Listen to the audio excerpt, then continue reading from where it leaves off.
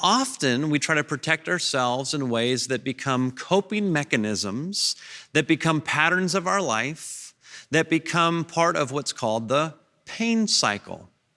And so if there's moments where I feel overlooked, if I feel dismissed, I can respond in my pain cycle with truly feeling, well, Drew, it's because you're worthless.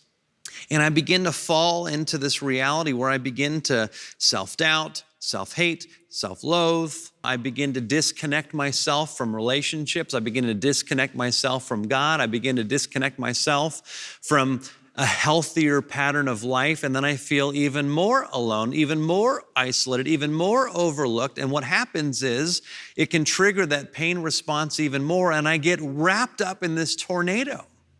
The restoration model of therapy says there is an opportunity to move out of your pain cycle into what they call a peace cycle. First step of moving into the peace cycle is to recognize and to even cry out, as the psalmist says, "Search me, O God. I don't even know what I'm feeling. This is now the prayer of my life. God, what's going on right now?"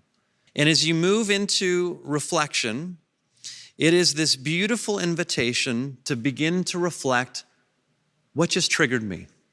Oh, it was that post on social media. It was that executive order. It was that thing that a coworker said. As you begin to reflect on what's going on, it enables you to move into the third step of the pain and peace cycle, which is recalibration. There are truths that you can choose to hold on to your life, that you can respond to those truths and recalibrate your first response to those truths. And those truths have nothing to do with your situation.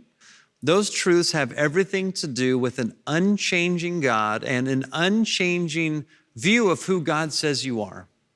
And that recalibration doesn't make the circumstance go away at all.